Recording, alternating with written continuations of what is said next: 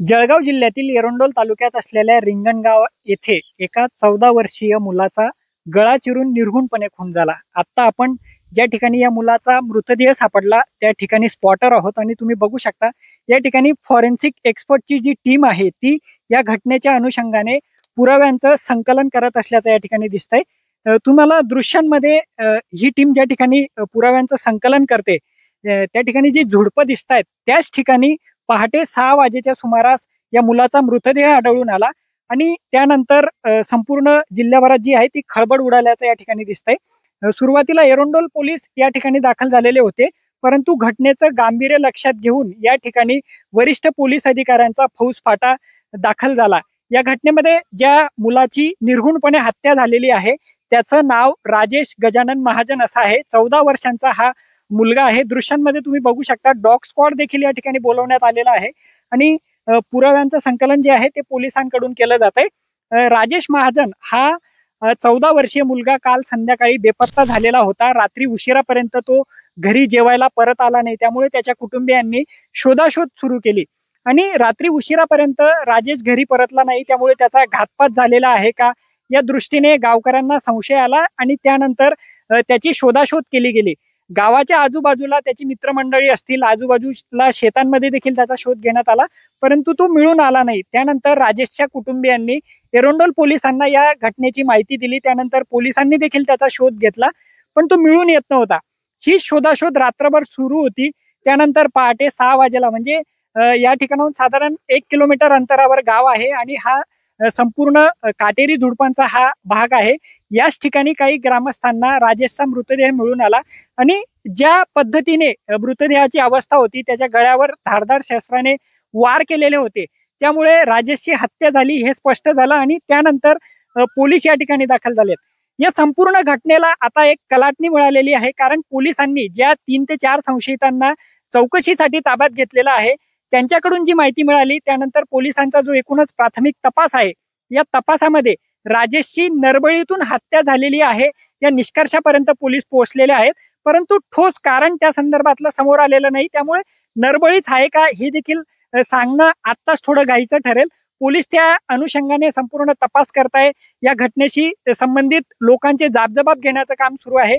आत्ताच या ठिकाणी अप्पर पोलीस अधीक्षक असतील, या विभागाचे DYSP असतील, त्यासोबतच पोलीस निरीक्षक असा संपूर्ण पोलिसांचा फौजफाटा जो आहे तो या ठिकाणी दाखल झालेला आहे आणि या घटनेचा तपास सुरू आहे।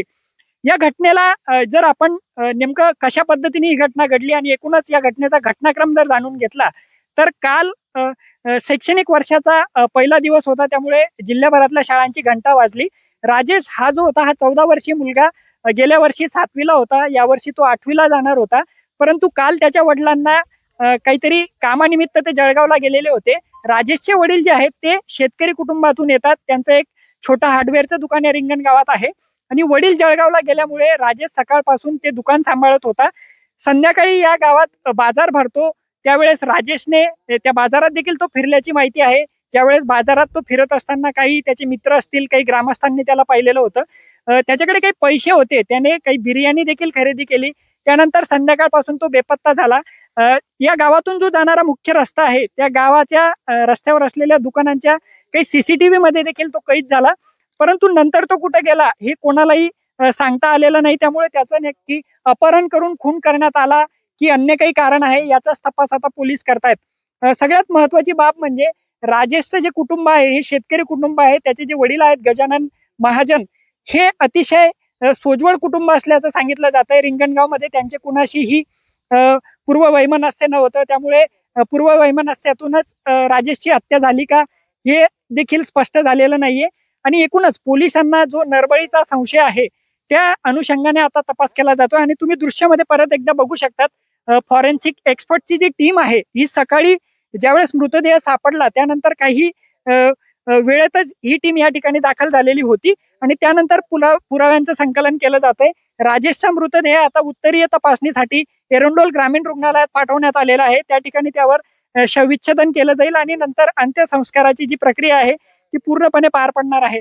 पण आता या घटनेमध्ये सुरुवातीपासून जो अँगल मिळतोय तो म्हणजे राजेशची जी हत्या आहे ती नरबळीच्या संशयातून झाल्याचा पोलिसांना एक संशय आहे आणि त्या दृष्टीने आता पोलीस तपास करताय। राजेश गजानन महाजन हा संध्याकाळी या ठिकाणी सोमवार या निमित्ताने बाजार होता आणि या बाजारामध्ये तो संध्याकाळी फिरत असताना त्याने एका दुकानावर बिर्याणी घेतली आणि 7 वाजेपासून तो कोणालाच दिसला नाही, बेपत्ता झाला आणि एक परिसरामध्ये आणि गावामध्ये शोधकार्य सुरू झालं. जवळपास पहाटे 3 वाजेपर्यंत 3:30-4 वाजेपर्यंत सर्वांनी शोधलं, परंतु तो कुठेही मिळून आला नाही आणि त्यामुळे सर्वेकडे वार्ता पसरली आणि शोधकार्य सुरू झालं. योगायोगाने हा जो परिसर आहे इथला हा एकदम मध्ये आहे आणि कोणालाही त्याची शंका गेली नाही.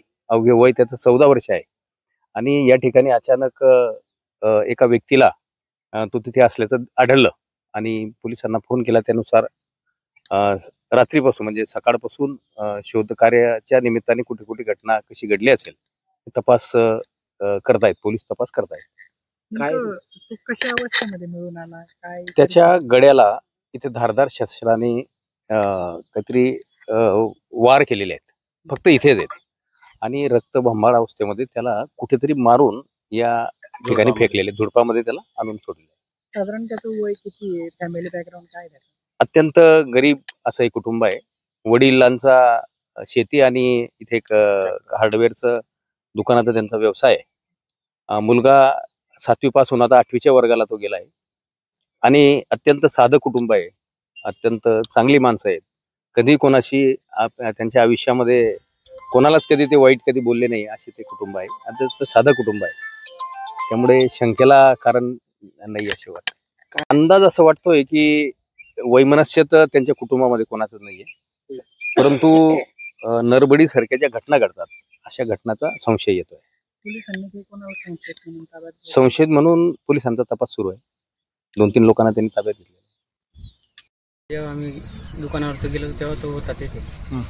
त्याने एखाद्या दुकानदाराला त्याने सामान वगैरे दिला. त्यानंतर मी निघून गेलो, घरी गेलो.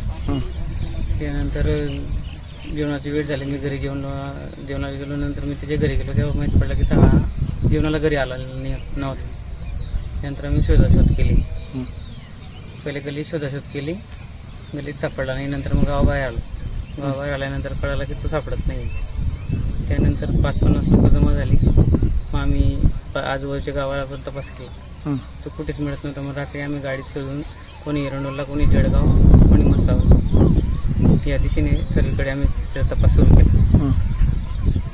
त्यानंतर सकाळी गावातील एक व्यक्तीला तो इथे दिसला. तुम्ही रात्री पोलीस स्टेशनला गुन्हा वगैरे लिहिला होता? हो, लिहिला होता. कसा लिहिला होता?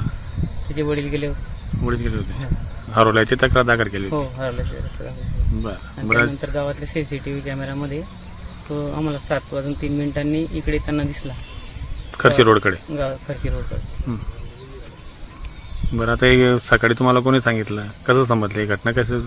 मग आम्ही दुसऱ्या गावाला बघायला गेलो. तो गाडीमध्ये गाडी घेऊन. त्यानंतर गावाची व्यक्ती सर्वे पाहून झाल्यानंतर विहीर बघितले. विहीर सोडल्यामुळे ते काळ्या जाळ्या झोपडमध्ये आले तेव्हा एका व्यक्तीला इथे दिसलं. या घटनेचे नेमके कारण आता पुढे काय येतं, खरंच नरबळीतून राजेशची हत्या झालेली आहे का, या संदर्भातले जे काही अपडेट्स असतील ते लोकमतच्या माध्यमातून आम्ही तुमच्यापर्यंत पोहोचू. तुर्तास मी या ठिकाणी थांबतोय आणि बघत राहा लोकमत. प्रशांत बदाने, lokmat.com, जळगाव.